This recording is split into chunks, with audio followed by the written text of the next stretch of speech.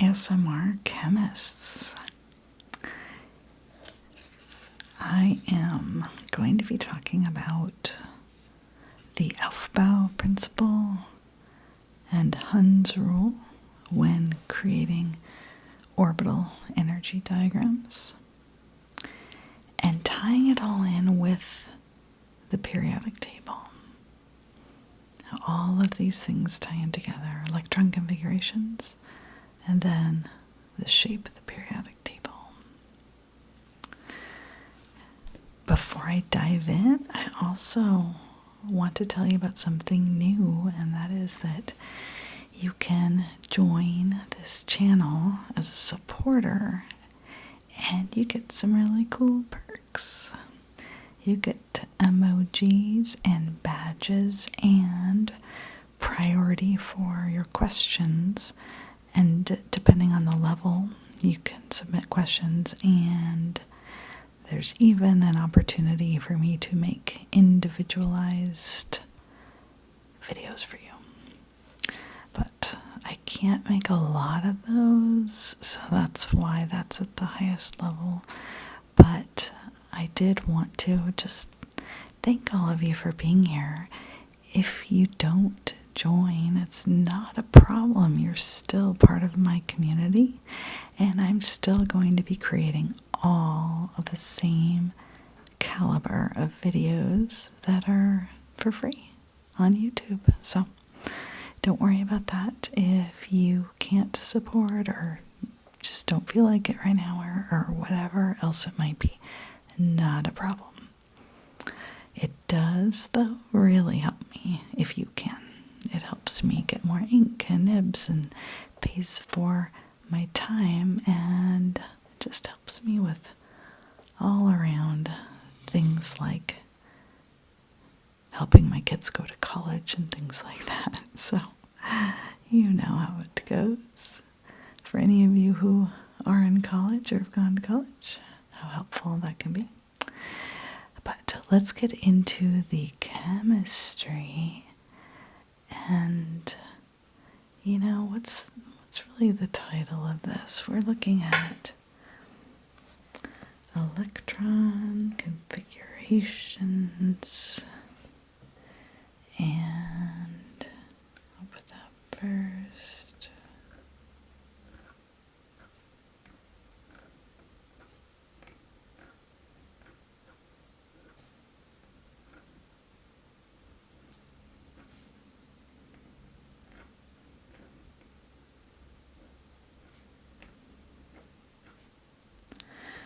Electron configurations.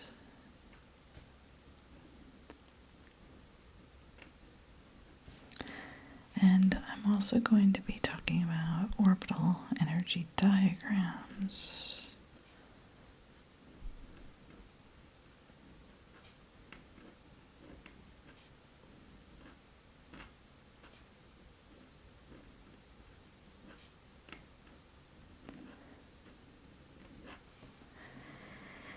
And as I said, I'm going to scoot this over a little bit for us.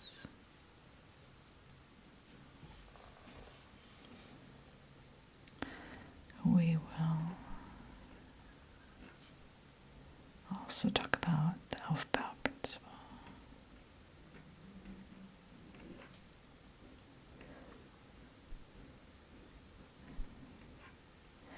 And Hund's rule. So let me first start out with talking about electron configurations, which is essentially saying, where are the electrons? In which orbital are the electrons in an atom? So let's start out with an example. So let's look at carbon. And if we consider carbon, and that has 6 protons, so that means that neutral carbon has 6 electrons. Okay.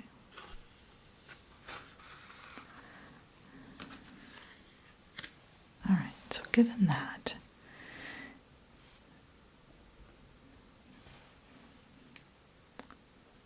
we will take note of our example element, carbon, and that carbon has 6 total electrons. All right. Now, there is a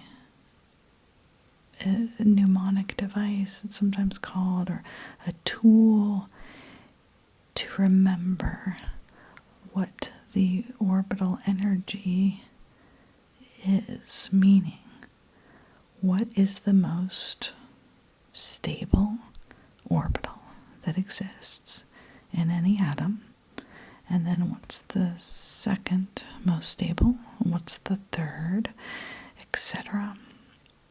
And that is going to dictate where these electrons go. Okay, so what we say is that this is the Auf Bell Principle. And Auf Bell is a German word. Auf Bell. So in German, bauen. Bauen means to build, and Aufbau, we're building up. And so the Auf Bell Principle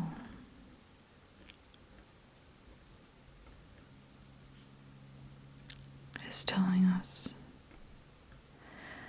that we are always going to put the electrons in the most stable orbital first. And we're going to go over this a little bit more, but for now, I'll just tell you the most stable orbital is the 1s. Each orbital can hold how many electrons? 2, yes. One that's spin up, one that's spin down. That's the maximum number that any one orbital can take. So we designate the number of electrons in an orbital with a superscript. So there's our 1s2. This says that 2 of the electrons are in the 1s orbital. But there's 6 electrons. All right, so where are the next electrons? Well, those are in the 2s orbital. And once again, only 2 electrons can fit per orbital. So we designate that there. And then lastly, we still have 2 more electrons to put somewhere. And those go into the 2p orbitals. 2 of them there. So this is the electron configuration for carbon. All right, but this is not the whole picture. And if we want to truly see and understand and appreciate the Auf Bell Principle, then we should draw out an orbital energy diagram. Okay, so the way we do this is low energy down here, increasing energy. And the lowest energy orbital is 1s. So it's down here.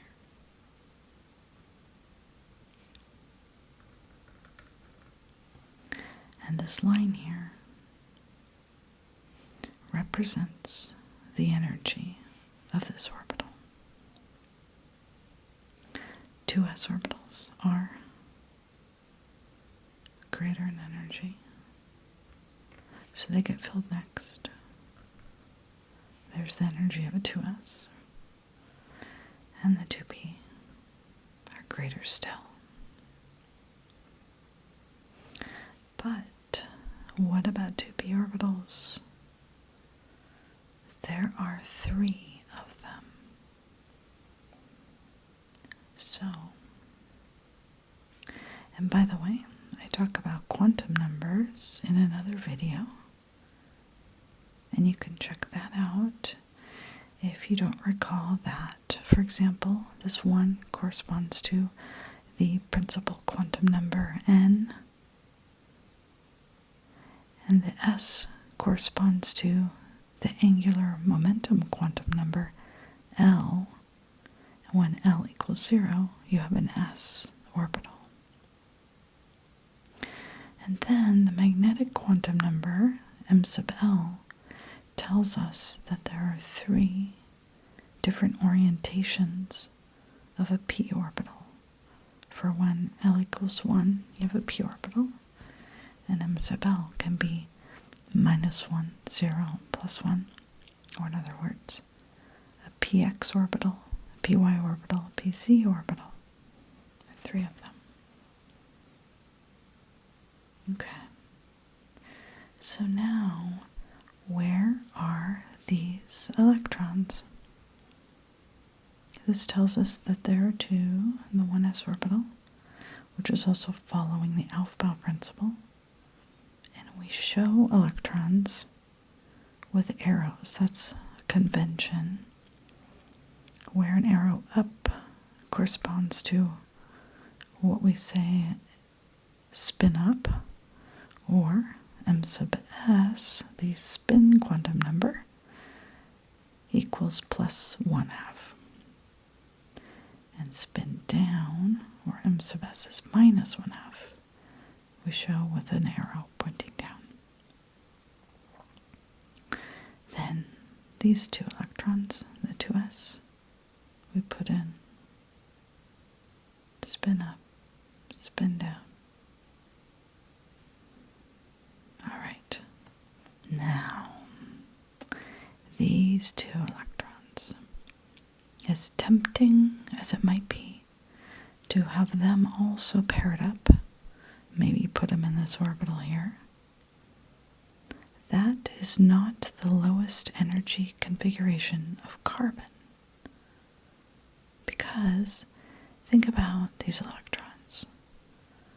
They're negatively charged, and if we put 2 negatively charged entities into one orbital, they will repel each other. And overall, the carbon atom would be higher energy than if those electrons spread out, which indeed is what they do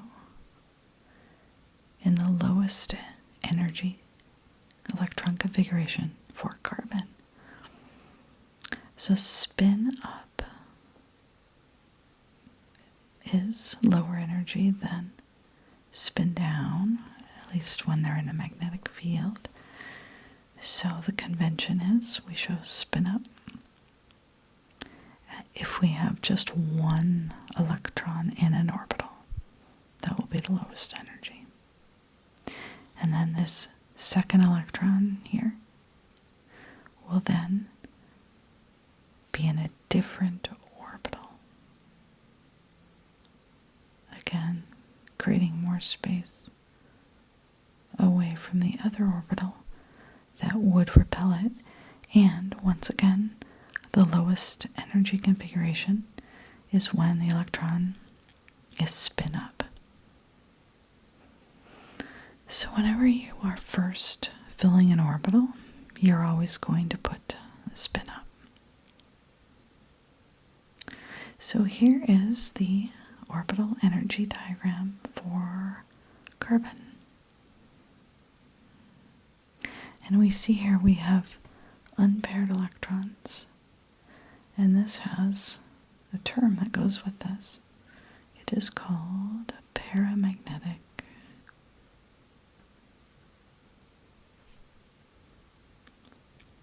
And paramagnetic means that there are unpaired electrons.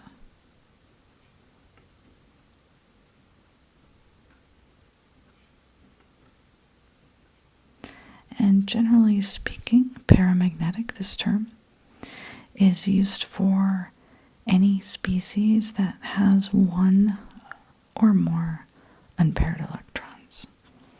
So maybe it has just one, or maybe it has two, like carbon does. Could have three, could have five.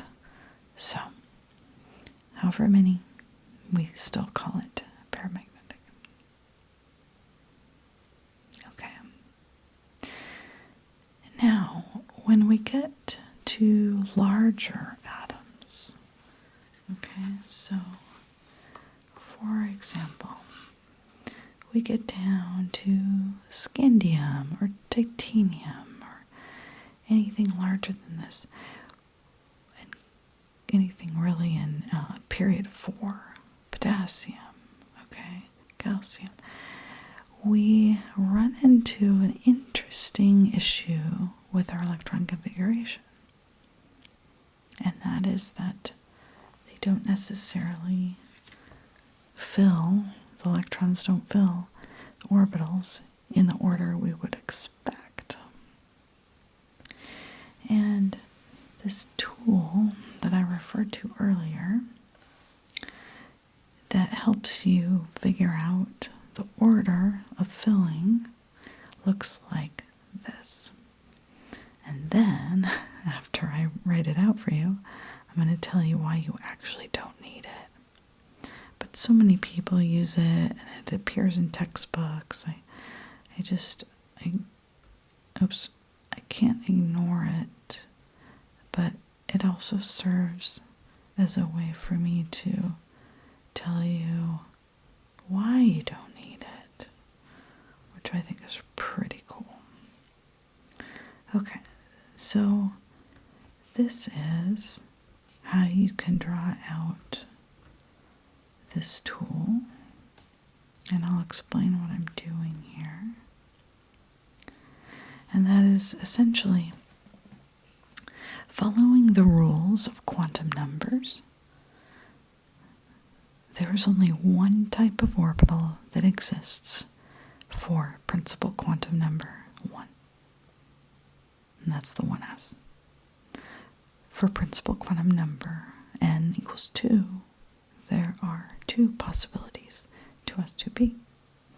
For 3, there are 3, and it goes on from there until we reach 4. So now with 4, principal quantum number 4, we can have 4s, 4p, 4d, and 4f. And that is pretty much where it stops in terms of types of orbitals that we see in everyday life. So for practical purposes, for the rest of these, we can just write them out, only going up to f. And I could keep going, and maybe I'll just finish n equals 6 and stop there.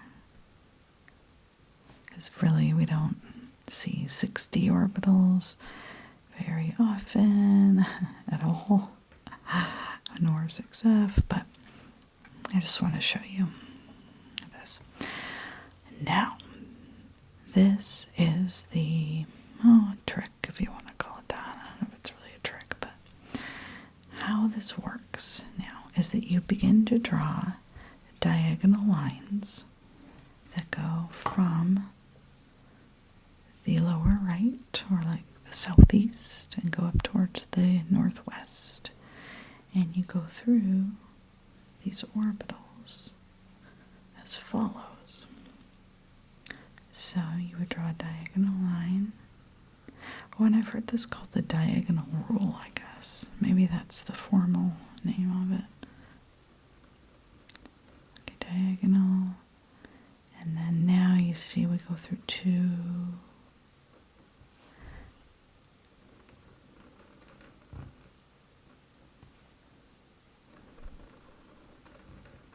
Okay, and you can just keep going is. All right.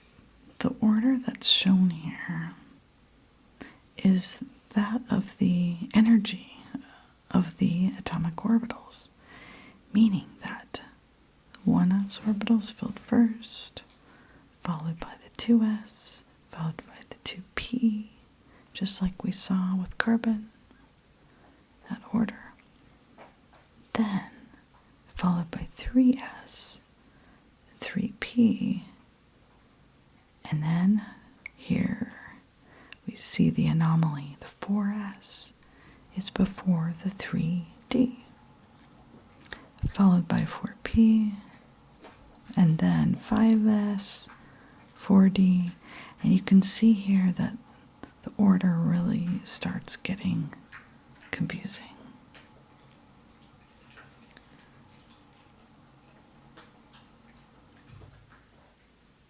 You might be able to hear my corgi found something. He's eating. I don't know what it is. Oh my goodness. Well, okay. Down the hatch, I guess. So, what we have here is this tool which works fine. It works. And it tells you the order of orbital filling if you are writing the electron configuration for larger atoms. So let's do an example of, let's say I'd pointed out potassium. So we could look at that. Okay, so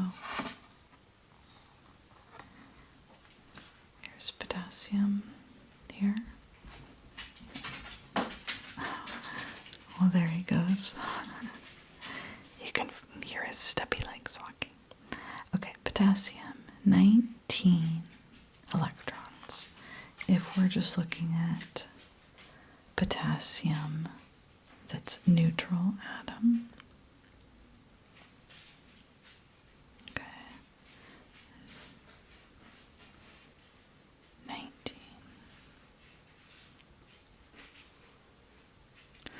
So let's follow this, and then I'll show you why you don't need this. Okay, so if potassium has 19 electrons, and we can start out with a 1s, 2, then 2s, 2, and then 2p. And here is where we need to remember that p orbitals, that there are 3 of them, and each orbital holds 2 electrons. So therefore, there can be a total of 6 electrons that can be held by p orbitals. The 6 of them go there. So far we have accounted for 6, 8, 10 of the 19. So we keep going. 2p, and then 3s. Again, s orbitals, there's just 1 of them, so we just have the 2 electrons in there. And then we go to the 3p.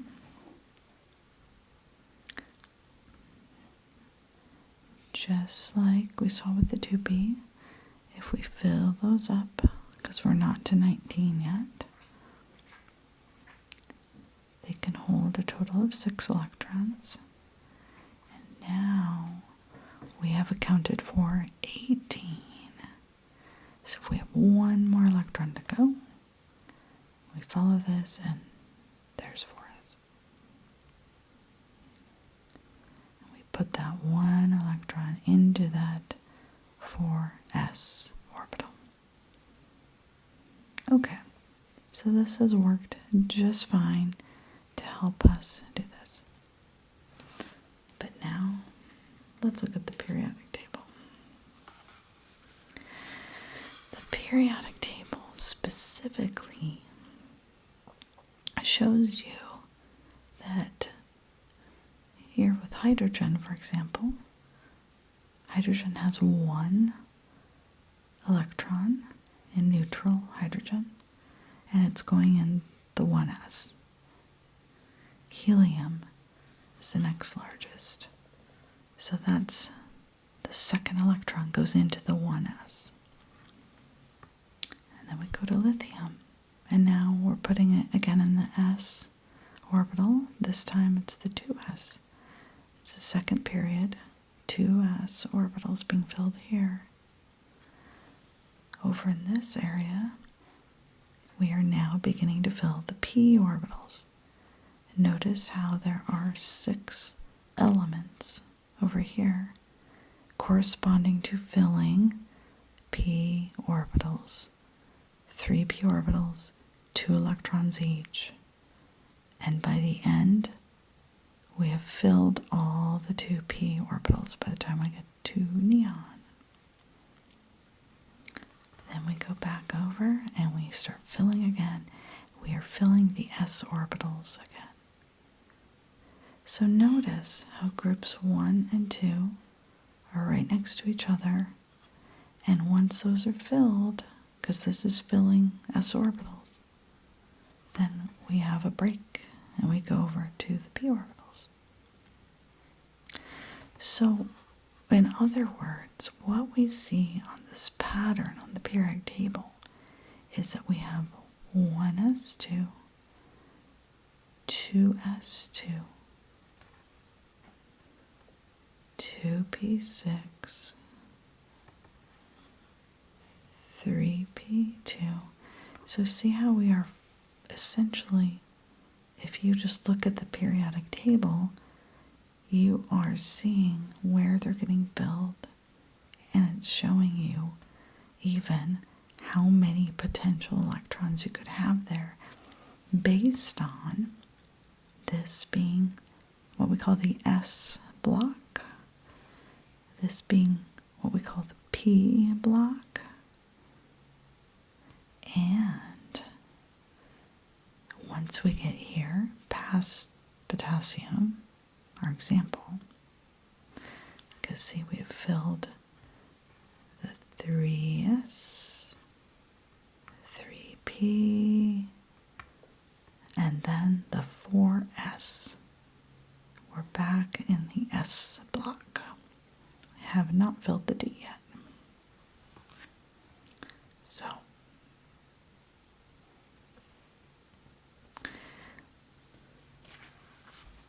once you get to a point where you are looking at any of the metals in this area, then you will see it's a 4s2 and then 3d whatever, however many there are. Let's say it's manganese, then 1, 2, 3, 4, 5. Like that.